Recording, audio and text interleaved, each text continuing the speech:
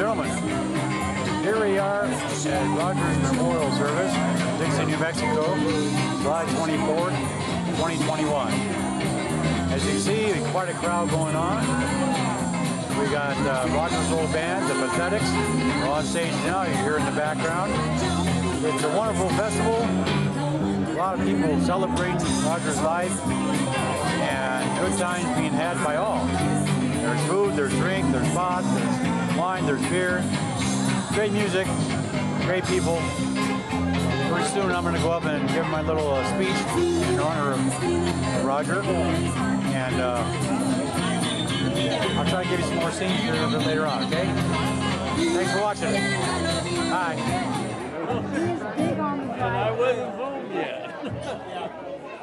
Makes me glad I wasn't with him back Club. in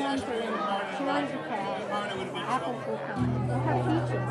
We had nectarines, but they just all vanished. Oh, really? Yeah. Hello, folks. I'm here with Howard. He wants to say a few words. He's here at the memorial service for Roger here in Dixon, New Mexico on the 24th of July. And he's one of Roger's oldest friends as well, and he'd like to say a few words. Hi, Walker family. Hi, Ruth. I was there with Roger and Marta in October, and I'm sorry to hear about Dale. I guess Dale wanted to go and be with his best friend, Roger. I am sorry that you guys couldn't make it, but we got Ron here to represent the Walker family. Hopefully I will come and visit. Well, I don't know. Maybe I will come and visit next time I'm in New York. I don't have your info, but we'll see what happens. Take care, guys. Bye. Thanks, Howard. Thank you very much, Howard. Marta has been a grandmother to my children, and they'll tell you themselves. Well, some of these people. 3 or 4 people who shaped their lives. Marta was one of them. That was one of the luckiest things that also happened to me. I know a lot of people. Anybody go to school with Marta? Yeah? The bag wasn't empty. He is big on the And I wasn't.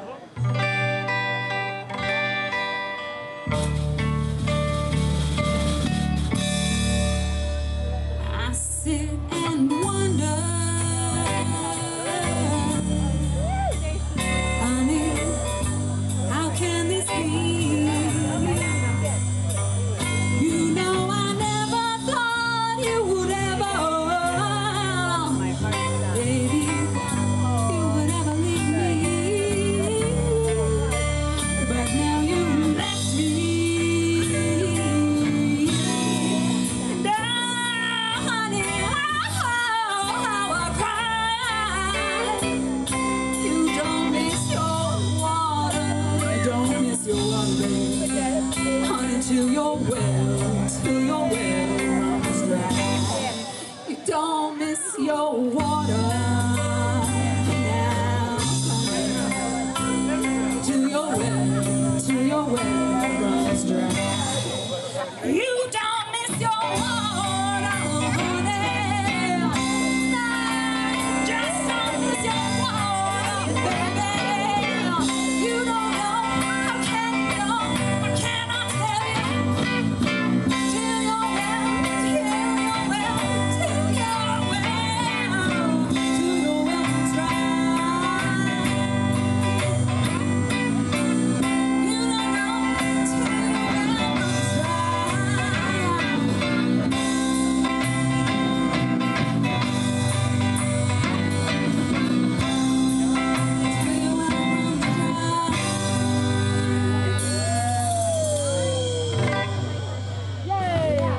Young man goes into confession and it's like, Father, I have sinned. And the priest says, what, my son? He says, well, I killed a man. I killed a riot policeman. And the priest says, tell your sins first, son, and you can get to your merits later. Of course, there's the redneck jokes. Rednecks think there's a fence around Wall Street. I'm sorry.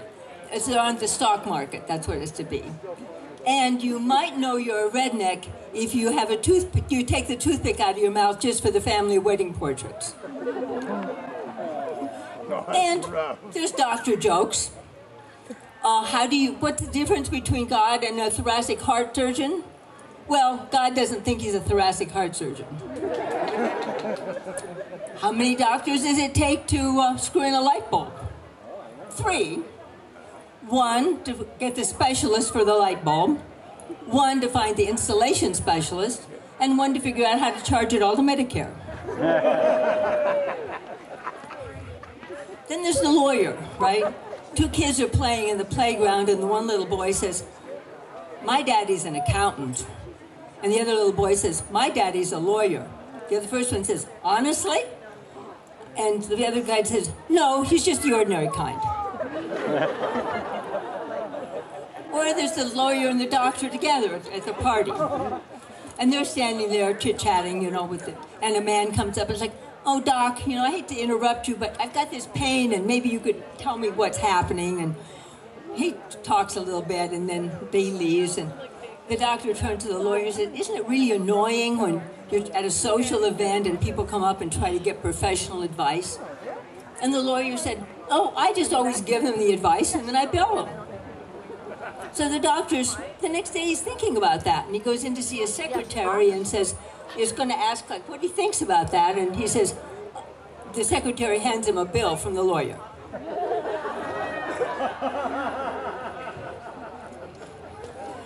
And anyway, so I'll end on, as China said, Roger wasn't always politically correct, so I'll end on one of his jokes of when did the Chinese go to the dentist? 2:30. Thank you.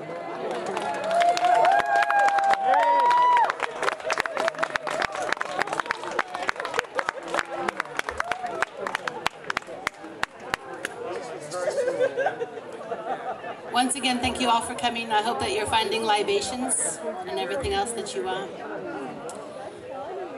There's a lot of people that are signed up to talk and other people who are going to come up spontaneously, but I'd like to say my own words while I'm here, while I still have the courage. So I'm just so glad you're all here because this is exactly what Roger wanted. I mean, he would probably want us to stay up all night singing songs on the guitar and getting too drunk and rolling around in the dirt and telling stories and having a lot of sex.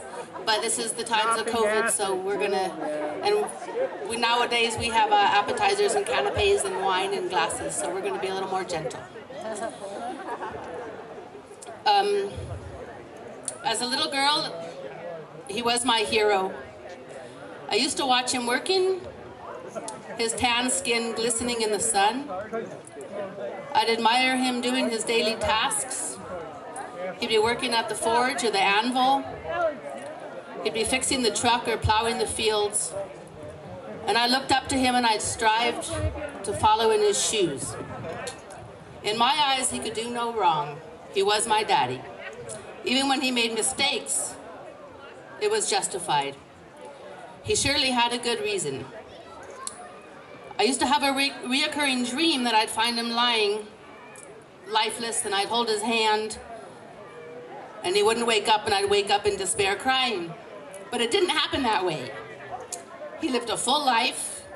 He passed when he was ready. His family was surrounding him. He stopped breathing with my brother and my dog sleeping beside him. He died with dignity and on his own terms. I could go on telling stories and anecdotes and jokes about my dad all day, but instead I'd like to give thanks. And I'd like to share what he meant to me. Thank you for being a good son, usually a good husband, and for being my father and giving me life. Thank you for the fall wood runs when we'd sweat and haul logs and eat fresh apples. Thank you for sponsoring me and teaching me to be a very proud tree planter, trailblazer, and forestry worker. Thank you for believing in love and being crazy enough to help me smuggle my Mexican boyfriend over the Rio Grande. That's another story. Thank you for all the crazy Thanksgivings, even when we ate horse meat overcooked and dropped it on the kitchen floor and you said, just rub it in, it's good for the oak. Thank you for all the road trips. We've taken many. Even when we were locked in the back of the camper all the way from LA to New York with nothing but a candy bar and a jar to pee in. That's another story. Thank you for the music appreciation, for teaching me how to play and sing and love. It didn't matter if I could carry a tune in the bucket. It didn't matter.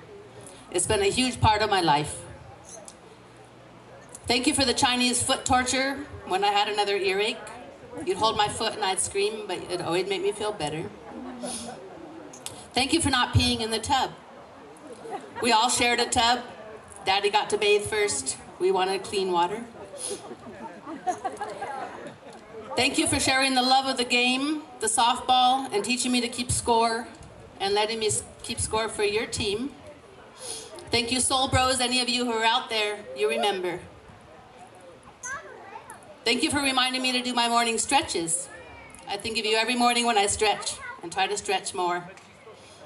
Thank you for the trapeze in the living room, even though my arms are still stretched out. Thank you for teaching me about growing food and giving me the love of the land. I still dig your earth and plant your seeds. Thank you for the knowledge of the woods and the appreciation of nature. It has made my life so rich and diminished any fear of the dark or any wild animals. Thank you for giving me your political views. You've been through a lot. You're knowledgeable, insightful, and right. Thank you for your logic, your clarity, and your simplicity. Thank you for my freedom. Thank you for your confidence and your creativity and your originality. Thank you for your bravery. Thank you for introducing me to all these wonderful friends. And most of all, thanks for being my dad. Thank you.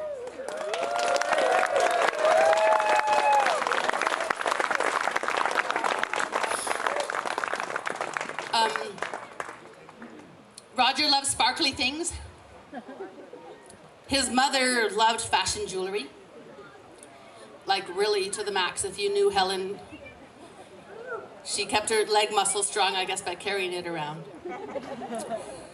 He used to buy me rhinestone jewelry at thrift stores. When he was on his way out, he'd see them in the glass cases and he'd buy them for me and give them to me as if they were diamonds. And I love them as if they were diamonds. They all tarnish and fade as rhinestones do, so I'm wearing them today in his honor, in his memory. A year is not long enough to digest and to realize that you've planted your last seed, dug your last ditch, and given me your last advice. Everyone will celebrate Roger's life in their own way. I will by holding on to these memories and so much more. I'd like to call other people to the stage. I don't know if these little girls are anxiously waiting, or if, Maria, you want to come up? Come up, please. Maria Elena, my hermana and the daughter of Roger.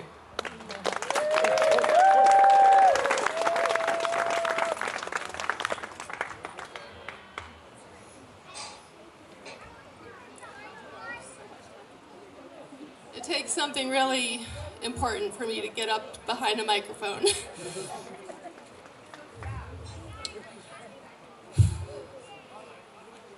First of all, I want to thank you all for being here to help celebrate this very special occasion. It means so much to myself and my family. And before Roger died, he made me promise to throw him a party. It brought joy for him when we talked about the details of the party, how we would celebrate with food, music, food and wine. This Tuesday would be his 85th birthday. I'm so grateful for this community of locals who accepted and befriended my parents since their arrival here in the late 60s and have remained faithful friends and neighbors all these decades later. Thanks to Roger's lifelong friends, you know who you are, who traveled from other places in order to be here and have known Roger for a very long time. Some others who couldn't make it in person are joining us. I want to say on Zoom, but I don't think anyone's there. They'll see it later. Each one of us had our own relationship with Roger and our own stories and memories of him. I look forward to hearing some more of those. I wish to express my sincerest gratitude to each and every person who is helping to make Roger's last party a successful, meaningful, and memorable celebration. From the generous folks working very hard in the kitchen for days, who are giving their time. Awesome. Who's there? It doesn't matter. These cooks showed up and are giving their time. They are not catered. They're not asking for anything. They're just pouring their love into that food. Thank you, Taylor Copper. You hear that clapping? And his partner and grill master, Erica, who came all the way up from Albuquerque for the weekend to help. Thanks to the local farmers who grew much of the fruits and veggies that we are eating. Thanks to Matt Romero for catching trout and smoking meat for us. Thank you to the team of helpers who are serving us, cleaning and hosting and helping to hold space. Thank you, Jesse, Janice, Brooklyn, Salome, Hannah, Felix, Emma, Julie, Yanni. These amazing young folks are the kids of my peers who I grew up with here in Dixon.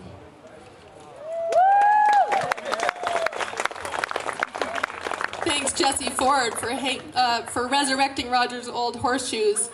And Abe, there's a horseshoe pitch set up over here. We can play some of Roger's horseshoes when we get a chance. Thank you, Clark, for helping to manage the stage, getting all the musicians to come up here and show their respect and honor Roger with music, one of his biggest loves. And thank you to the Boom Roots, who are going to be drove up from Santa Fe to play for us later. Some of them are close personal friends of Roger. The other ones came because they're close personal friends of their bandmates and just came to back them up to give a free show to dance. Thanks to the new owners of this property for allowing us to be here, although they are not here. Thanks to the people who were here before. Thanks to Simon, who built this tool shed and made such beautiful space for us to gather. Thanks to all the neighbors for helping solve parking issues and for their graciousness and positive attitudes, knowing that we will be making some noise today. A huge thank you to my dear friend Lorraine. She oversees this property and has held my hand and had my back through all of the preparations. I want to thank my family, my partner Gerard, and our son Finn for their patience, love, and support while I process the death of my father, and for fending for themselves while I've been occupied in the process, while I've been, can't read with tears, while I've been occupied creating this celebration. I'm beyond grateful to have my blood family living close by, and that we share a mutual and respectful and loving relationship with each other. We need one another more than ever right now. I'm continually amazed and inspired by the resilient and brilliant mother, sister, and brother that I call mine. Speaking of sister, Roger had another daughter, our older sister, Leslie Ann, from his first marriage. She wanted very much to be here, but was unable to make the trip since she is caring for her mother, Ann. We love you, Leslie, as did Roger, very much.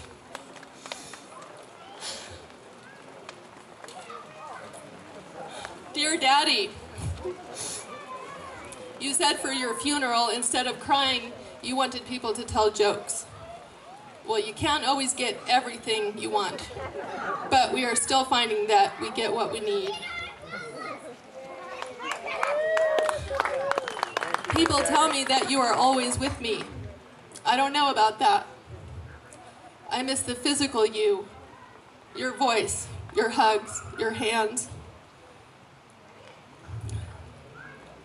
the sparkle in your eyes. I miss seeing you sitting in your chair reading the New Yorker. I miss watching you at your woodpile chopping and carrying wood to keep yourself warm. I miss watching you mow your lawn, hoeing your corn, tinkering in your shop, fixing cars, and everything else.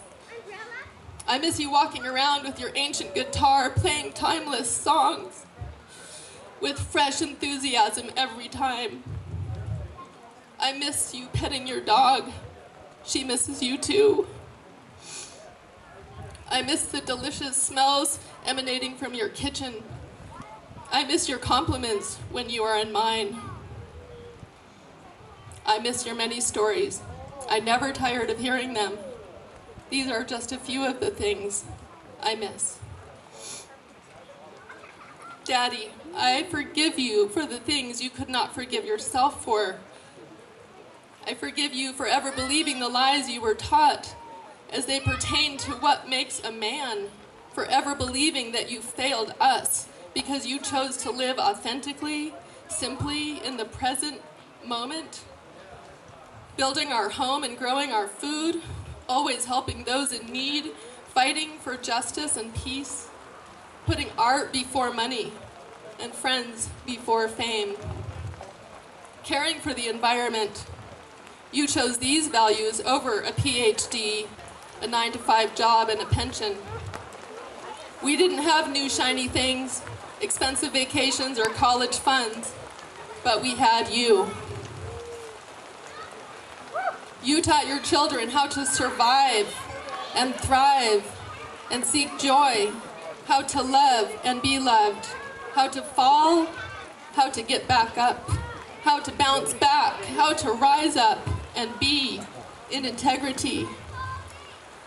You taught us how to think for ourselves and question authority. You taught us to be inclusive and give strangers the benefit of the doubt. You taught us that a father's love is priceless. Those of us who loved you got the lessons and the message. Those who didn't don't matter. Eventually, I will forgive you for not writing your memoirs, and I will forgive myself for not recording them. Daddy, you lived in the best of times, born when life was so much simpler. You grew up in an era where hope lived and anything felt possible. You knew you were lucky, and I know you were lucky to leave before things got any stranger. It was too hard for you to watch the direction that our country, our world, and our society were heading, politically, environmentally, socially, technologically. You weren't prepared for this future. Daddy, thank you for giving me life and believing in me, for teaching by example of how to be as well as how not to be. Sometimes, some folks didn't like some things that you'd say. You may have lacked tact and subtlety, but you never did lie. Towards the end, you said you were scared because you didn't know how to die since you'd never done it before. And then you showed us all just how to do it with dignity, intention, clarity, and grace.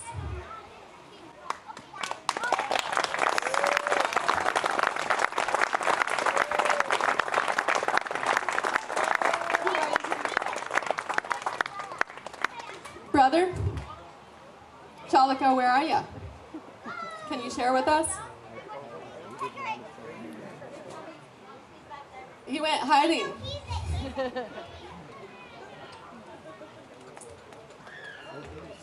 So, one joke to dry the tears before the next person comes on.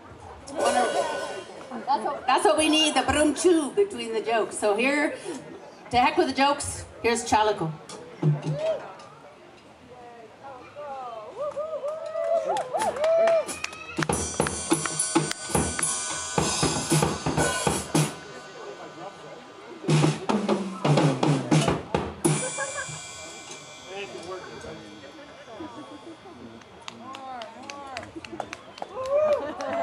It's not my drum set. I'm not like Maria, China, my mom. I didn't write anything down. I didn't even think I was going to come up here and say anything. So. The good thing about still being around or whatever is my kid Evan, I wake up and I don't even miss my dad. He's sitting right there every day. Just a little more ornery is all. No, he's just a little more ornery. Like I said, I'm not prepared to be up here. But I thank everyone for coming out, for appreciating Roger's life, for appreciating where we're at. He made us who we are. So I can look back in the past,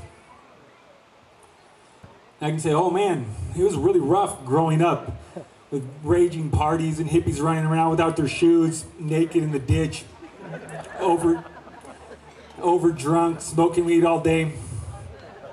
But if it was any other way, then we wouldn't be who we are. We are who we are because of that. And I can't complain because I don't think anything went wrong. You know, a lot of people grew up and their lives kind of twisted and they're dead, overdosed, off in the ditch somewhere. But all three of us are still here. We're still on the property. We're all doing fine. So obviously did an okay job. And life's good. And we can honor life as well as we can honor death. And honestly, it's funny because everyone says, oh, I miss my dad, I miss whatever, I miss. Well, I don't really miss him. I wake up in the morning and I see something that reminds me of him. I'm like, oh, that's nice. Or I see him there usually eating, because that's what he likes to do. He likes to eat or whatever. And I'll be like, I can see his face. I can see his smile. I can see his, smile with only one tooth hanging there. That's all that's left or whatever. And he's just like, ha, ha, ha, and get some more brownies and some ice cream.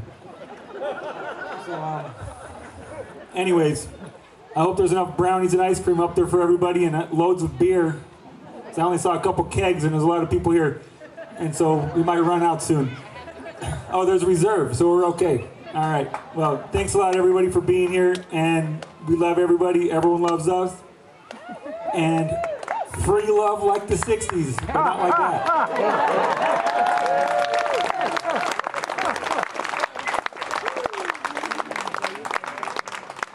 We need Chalico to stay behind us to go brum choom for every joke we tell. I'll tell one really quick. It was one of Roger's favorites. It's not politically incorrect and it's not dirty. What time did the Chinaman have his dentist appointment? 2:30. Howard, are you out there? One of Roger's old friends and best friends. He was a teenager when he came to Dixon. I don't know the rest of the story, but he's here to tell you. Welcome, Howard.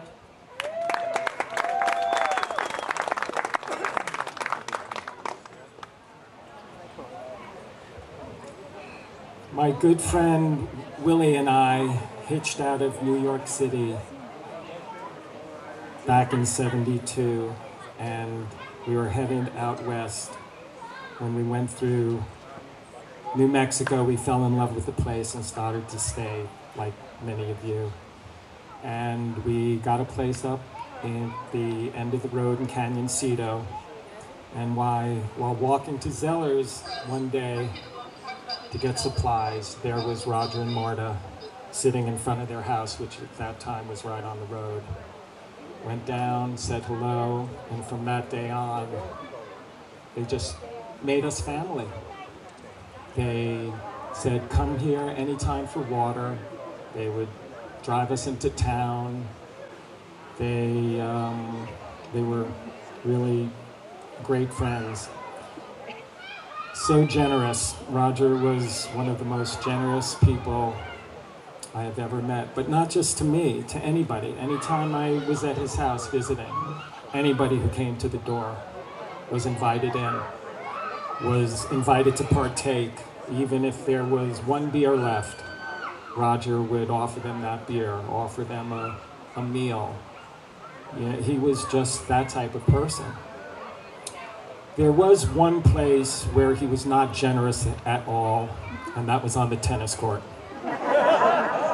We were adversaries, rivals, very equally matched, and that really cemented our relationship from friends to best friends. I recall one time on the tennis court, he came up to me and said, "Howard, I haven't seen you play this well in a while. Your second serve has been amazing." Of course, after that, I was double faulting all the time. I became self-conscious and I said, "Roger, did you do that on purpose?" And he said, "Absolutely." So, Roger was great. One thing he did, we spoke many times. I saw him a bunch at the end. We were in New York together. He came to visit on New Year's Eve, Marta, of course.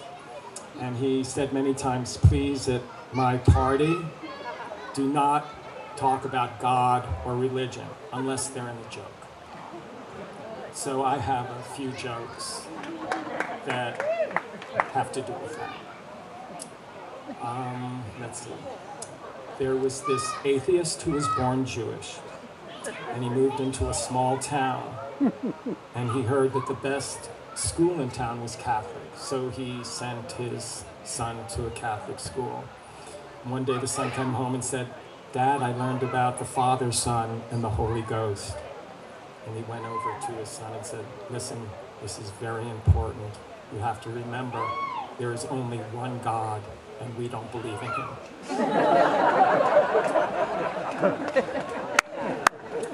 Another one, there are 4 Catholic women sitting around a table having coffee.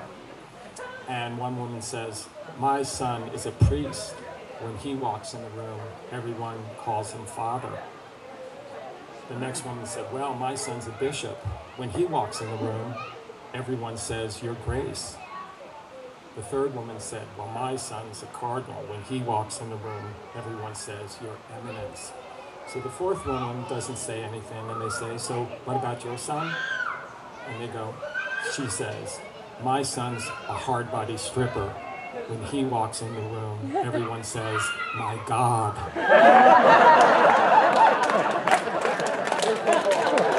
Okay, one more. Jewish man raises his son to be a good Jewish boy, bar mitzvah. He leaves home. Eventually, when he comes back, he tells his father, "I've become a Christian." So his father goes, "Oh my goodness." He goes and talks to his friend, tells him the story, and the friend says, "My son also left home and came back a Christian. Let's talk to the rabbi and see if he understands." And the rabbi, after telling the story, "My son also left home and came back a Christian." So they decide to talk, to pray to God, and ask him to help them, or her, or whatever, to understand. And eventually, God says, "I cannot help you. My son also left home and came back a Christian."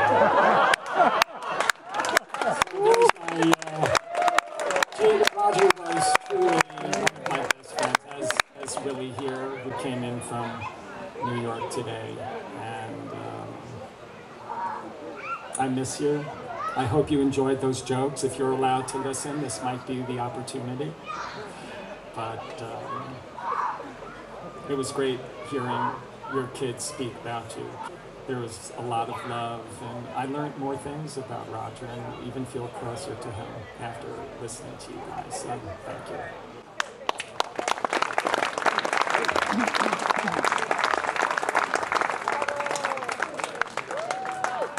Hi. I wasn't planning on saying anything either, but you know, being as China and Maria are my sisters, and Chalago's my brother, and Marta is my wonderful godmother, and yeah, Roger was always there in the background for me, holding that space. And I remember when I first met China, we were in 4th grade, and we were fast friends right away. And I came down and spent the night at her house, and I was like, wow, her family is really wild. And but one of the things that I really remember spending a lot of time with him as a kid growing up is one of the things, the first thing in the morning that I remember is Roger coming and waking us up. You know, he would come and, you know, it's time to go to school, time to get up. And I also remember him making bread every week for the kids for their lunches.